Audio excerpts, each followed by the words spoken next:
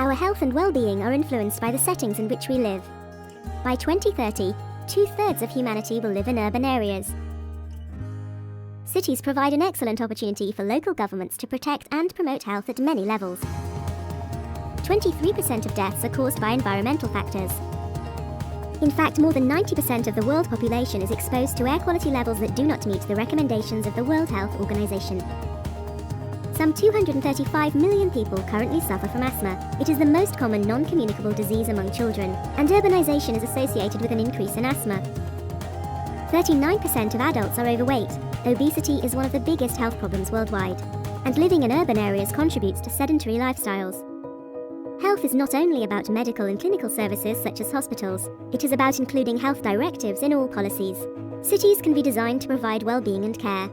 Thus, many local governments are already taking actions to bring about health benefits by raising awareness in communities for prevention and to promote healthy lifestyles, improving services including basic health services, waste management, hygiene in food chains, and water and sanitation, putting people at the center of urban and transport planning, responding to the needs of all citizens, promoting connectivity in diverse neighborhoods, and improving the quality and safety of public spaces to favor mental health, physical activity, and social cohesion, improving road safety and managing traffic to reduce injuries and casualties, protecting common goods such as soil, water, air, and the natural environment in an integrated way across sectors. The Sustainable Development Agenda, including SDG 3, is about ensuring healthy living, fostering well-being for all people at all ages, and promoting indicators to monitor progress. This can only be achieved through local action. Hai, Assalamualaikum. Nama saya Nur Najwa Husna binti Azizan, nombor metrik 271752. Sekarang kita teruskan kepada tugasan kedua, iaitu pemilihan tema yang berkait rapat dengan tugasan 1, iaitu matlamat pembangunan, lestari ataupun SDG ketiga, kesihatan baik dan kesejahteraan. Kajian ini dilakukan bertujuan untuk mengkaji tentang isu kesihatan di Malaysia yang semakin meningkat. Kajian ini dilakukan berkait rapat dengan SDG ketiga, kesihatan penting untuk pembangunan sesebuah negara. Kajian ini dilakukan dengan cara melayari internet untuk melihat perkembangan terkini tentang kesihatan. Seterusnya, kita pergi kepada teori yang boleh diambil untuk dikaitkan dengan SDG ketiga, iaitu kesihatan baik dan kesejahteraan. Teori yang boleh dikait ialah teori Marx. Teori Marx menceritakan tentang kelas sosial dan ekonomi yang berkait rapat dengan kemiskinan. Isu dan tema ini berkemungkinan besar kesihatan terjejas disebabkan oleh kemiskinan. Pertengahan kelas yang dibincangkan oleh Marx amat sesuai kerana kelas-kelas bawahan mereka mempunyai pelbagai cara untuk keluar dari kemiskinan. Apabila seseorang keluar dari kemiskinan, mereka boleh membuat rawatan yang lebih baik untuk diri mereka. Selain itu, latar belakang dan faktor kajian kes. Latar belakang ialah kesihatan rakyat merupakan kunci kepada Malaysia untuk mencapai objektif pembangunan ekonomi dan masyarakat. Pertubuhan Kesihatan Sedunia mendefinisikan kesihatan sebagai seseorang individu mencapai tahap kesejahteraan fizikal dan mental yang tinggi dan bukan sekadar bebas daripada penyakit atau kelemahan anggota badan. Perkhidmatan kesihatan di Malaysia telah bermula pada abad ke-19. Matlamat sistem kesihatan adalah untuk meningkatkan taraf kesihatan penduduk. Faktor kajian kes dilakukan kerana peningkatan jumlah kematian, cara pemakanan yang tidak sihat, rakyat tidak mempunyai kesedaran tentang kesihatan, mencari jalan penyelesaian yang lebih efektif. Saya akan mengambil faktor rakyat yang tidak mempunyai kesedaran tentang kesihatan untuk diperincikan. Dengan kajian yang dilakukan, pengkaji mendapati masyarakat yang mempunyai kewangan yang stabil tidak merasa bimbang kerana mereka fikir dengan duit mereka akan sentiasa sihat. Tidak semua kesihatan ataupun penyakit akan sembuh dengan duit. Bagi golongan yang miskin pula, mereka yang menghadapi penyakit yang kronik tidak dapat untuk meneruskan rawatan dengan baik. Disebabkan oleh masalah kewangan yang tidak mencukupi, golongan yang kurang berkemampuan ini tidak dapat menjalankan rawatan dengan sempurna dan mereka akan membiarkan kesakitan menyelubungi diri mereka tanpa membuat rawatan. Seterusnya, saya akan menerangkan tentang analisis dan impak kajian kes bagi SDG 3. Antara analisis yang terdapat di dalam beberapa jurnal yang telah dipetik bagi tugasan ini, salah satunya ialah Jane O'Sullivan pada tahun 2014 mendapati bahawa kesihatan dan kesejahteraan yang baik akan membingkai sasaran untuk memaksimumkan keuntungan coal forest untuk hutan dan orang. Selain itu, kegagalan untuk memastikan akses sejagat ke perkhidmatan kesihatan seksual dan pembiakan termasuklah perancangan keluarga akan meningkatkan tekanan yang berbahaya kepada wilayah dan global hutan. Pembakaran dan pembukaan hutan menyebabkan bahaya yang besar terhadap kesihatan yang menyebabkan kualiti air, tanah dan udara, peningkatan pendedahan kepada penyakit berjangkit dan akan memberi kesan kepada peraturan iklim.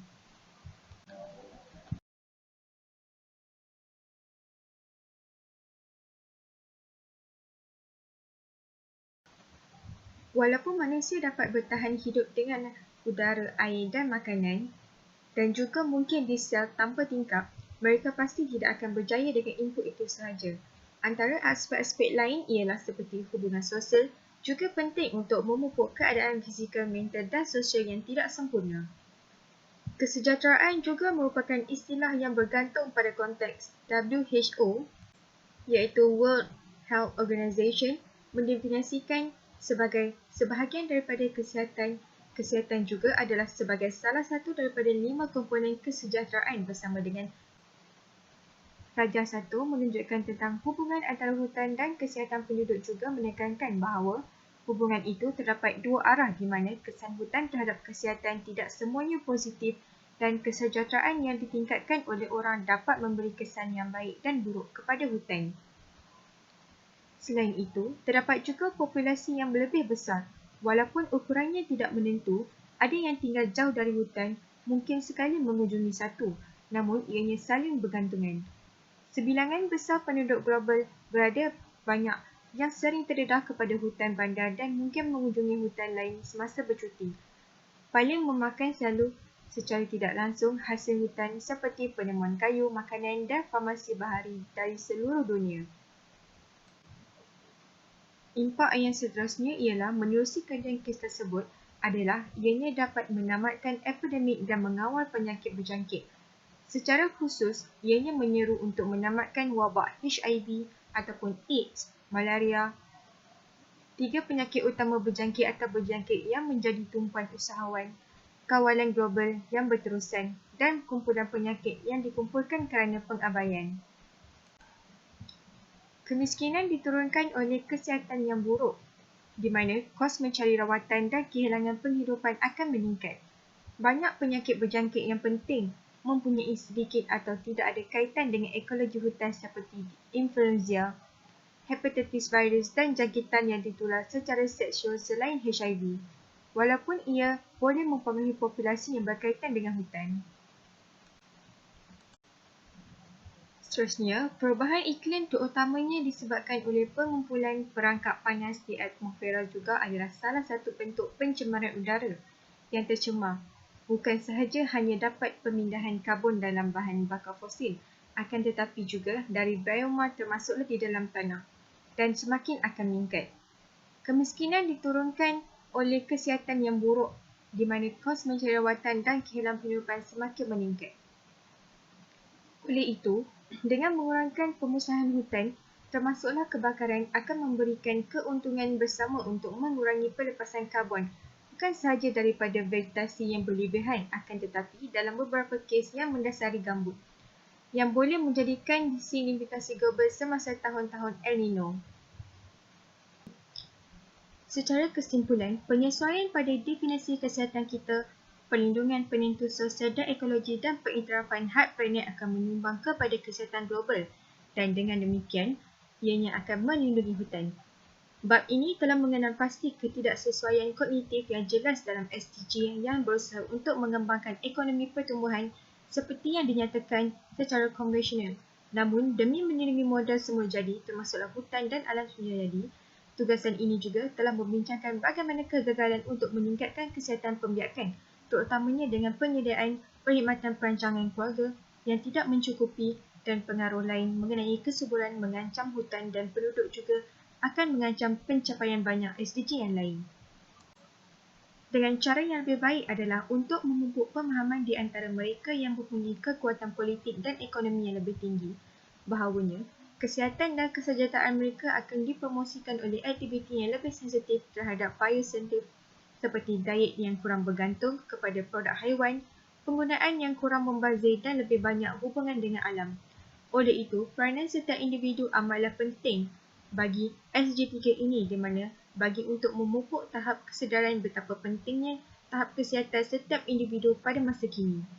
Prinsip-prinsip ini juga berlaku bagi banyak orang di kelas aspirasi global dan memberi penghormatan kepada kumpulan orang asli dan tradisional yang masih hidup dengan nilai-nilai.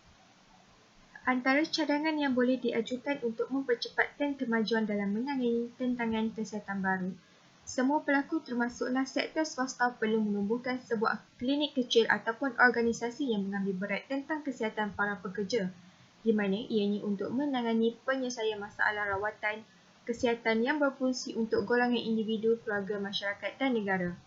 Sekurang-kurangnya, perniagaan mempunyai tanggungjawab untuk menghormati semua hak asasi manusia termasuklah hak untuk kesihatan. Syarikat kecil, sederhana dan besar dapat memanfaatkan dan menyumbang untuk mencapai masyarakat yang sihat. SDG memberikan peluang baru bagi sektor swasta untuk menyokong penyediaan keperluan kesihatan di seluruh dunia melalui produk, perkhidmatan dan aktiviti perniagaan mereka termasuklah rantai nilai dan rangkaian pengedaran, aktiviti komunikasi, amalan keselamatan dan kesihatan pekerjaan dan penyediaan faedah pekerja.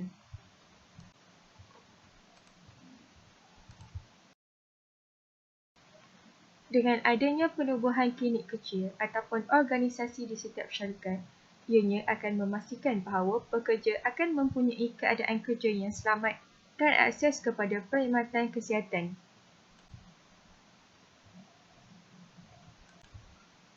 Dengan hal yang demikian, syarikat akan mewujudkan lebih banyak kaki tangan yang lebih sihat dan hubungan yang lebih baik dalam banyak kes, di mana ianya akan mempunyai kesan positif terhadap produktiviti. Sekian sahaja pembentangan bagi tugasan 2. Terima kasih.